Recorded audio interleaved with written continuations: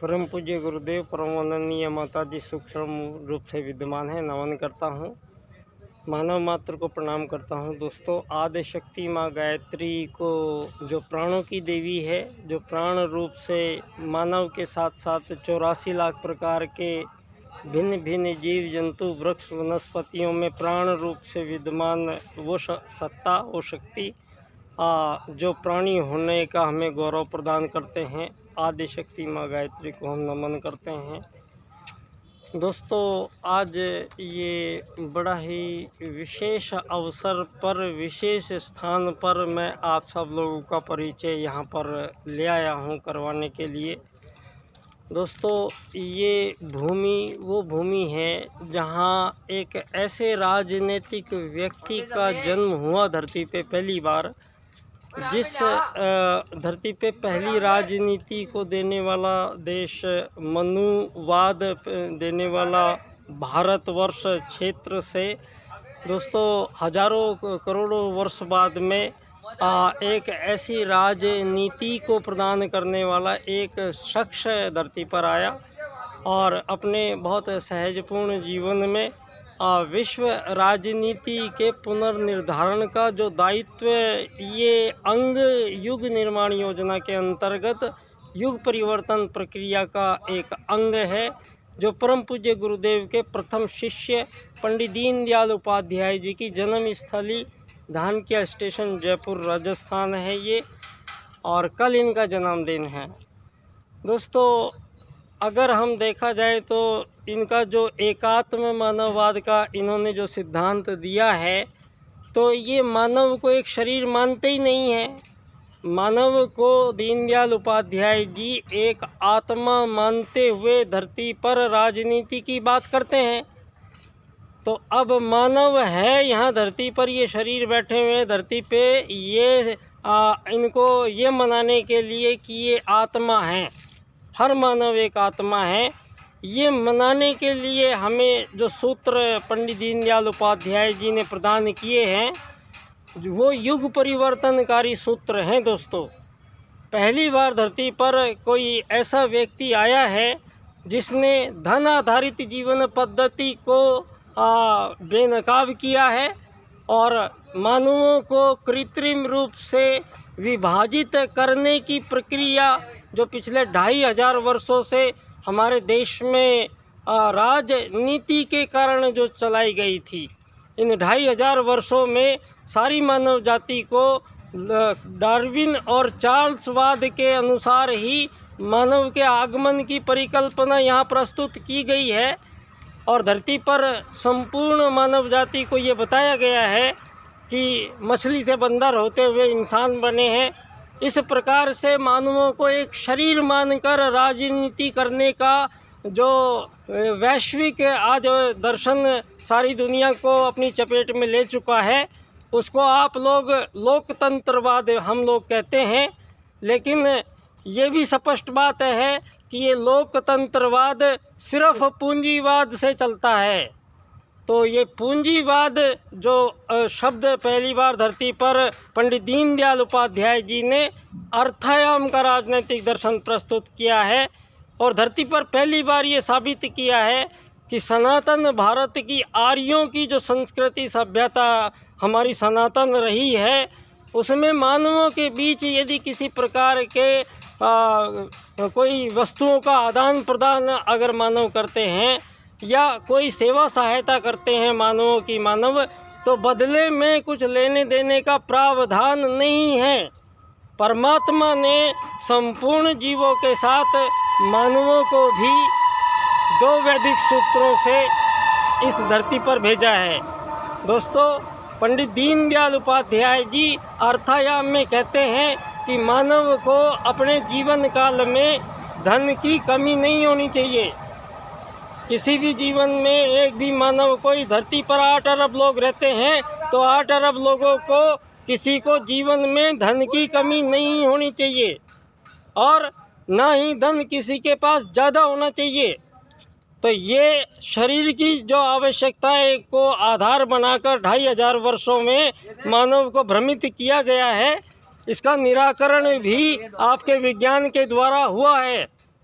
आज नासा की प्रयोगशालाओं ने भगवान श्री राम द्वारा बनाए गए श्री राम सेतु पुल को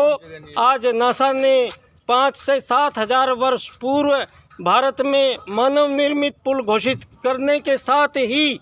इसी युग का समापन हो जाता है कि मानव का आगमन कोई मछली बंदर से होते हुए इंसान नहीं बने हैं। 7,000 वर्ष पूर्व भगवान श्री राम के धर्म अर्थ काम मोक्ष 4 विज्ञान के माध्यम से सनातन मानवों की संस्कृति के अनुसार धरती पर प्रत्येक जीवों को जीने का अधिकार दिया गया है।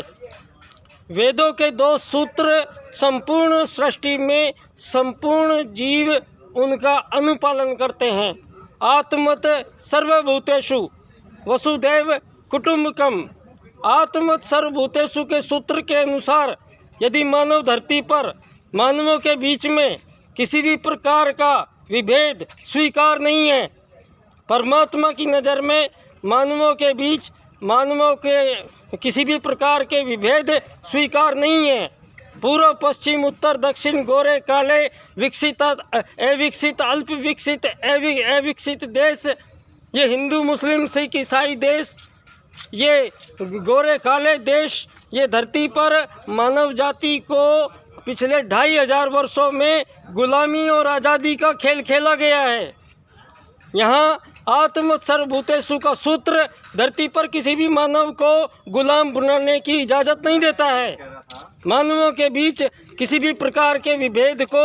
एकात्म मानववाद का सूत्र स्वीकार नहीं करता है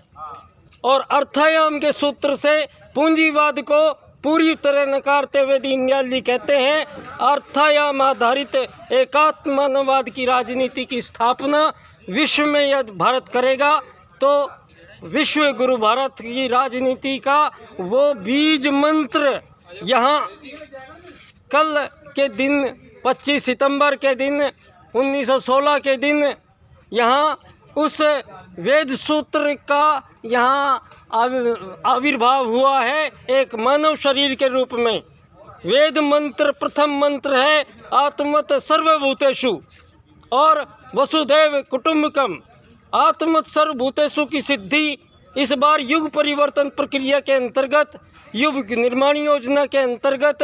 ये कार्य परम पूज्य गुरुदेव ने अपने प्रथम शिष्य पंडित दीनदयाल उपाध्याय जी को सौंपा था और पंडित दीनदयाल उपाध्याय जी ने उनकी हत्या से पूर्व 4 राजनीतिक सूत्र समस्त विश्व को प्रदान किए हैं। ये 4 राजनीतिक सूत्र सारी धरती से हजारों सालों में मानवों के बीच जो युद्ध शोषण वध हत्याओं का लंबा सिलसिला चला आ रहा है उस सब का समापन पंडित दीनदयाल उपाध्याय जी के ये 4 राजनीतिक सूत्र करते हैं, जिनका व्याख्यान एक विशेष क्रम के अंतर्गत होगा। ये क्रम है आर्थिक लोकतंत्र द्वारा अर्थायाम आधारित एकात्म मानववाद की स्थापना से अंत्योदय की प्राप्ति हम करेंगे। तो दोस्तों ये बहुत विराट कार्य है और ये ऋषि चेतनाओं का कार्य है और इस कार्य में ऋषि चेतनाओं का हाथ है। एक ऐसी ही ऋषि चेतना के साथ हनुमान की तरह परम पूज्य गुरुदेव के साथ पंडित दीनदयाल उपाध्याय जी का आगमन उसी समय राजनीति में हो गया था और उसी अखंड ज्योति को साक्षी रख के दीनदयाल उपाध्याय जी ने जनसंघ पार्टी की स्थापना उत्तर प्रदेश में करी थी। उसके 1 महीने बाद इसको अखिल विश्व स्तर की पार्टी बनाया गया और डॉक्टर श्यामा प्रसाद मुखर्जी को इसका अध्यक्ष बनाया गया। 18 साल तक महामंत्री रहते हुए आजीवन ब्रह्मचर्य से रहते हुए संपूर्ण जीवन को राष्ट्र के नाम करते हुए और आज अफसोसजनक स्थिति में मुझे ये कहना पड़ता है कि इनके 4 राजनीतिक सूत्रों का भारत से विलोपन हो गया है।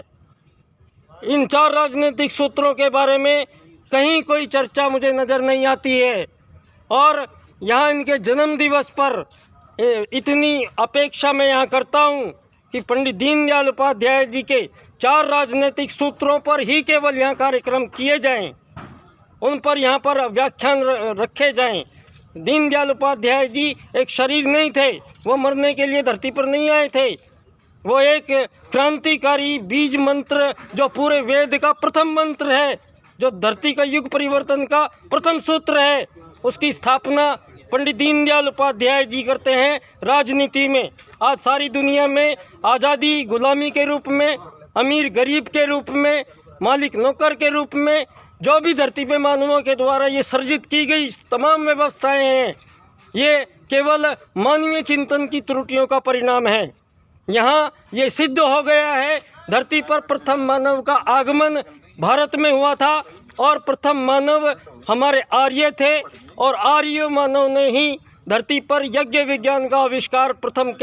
होने के कारण उनको विशेष उपाधि से नवाजा गया। सारी धरती पे ये भी साबित हो गया है कि सारी धरती पे मानव जाति जो आज 2500 वर्षों से सारी दुनिया को चलाना चाहती है, ये सारी दुनिया में आज पुरातत्ववेताओं की सारी शोधें खोजें ये बताने के लिए चिल्ला रही हैं कि वहाँ लाखों करोड़ों वर्षों पूर्व मानव की सभ्यताओं के अवशेष मिले हैं। यहाँ आदि सनातन काल से सनातन भारत में उस सनातन वेद सूत्र को यहाँ जन्म देने का ये स्थान एकात्म मानववाद के रचयिता प्रणेता पंडित दीनदयाल उपाध्याय जी की आज कल इनका जन्मदिन है। मैं बच्चा डॉक्टर अपनी ओर से आपको शुभकामनाएं तो तभी दूंगा जब इनके चारों राजनीतिक सूत्रों पर यहाँ चर्चा होगी। बहुत बहुत धन्यवाद।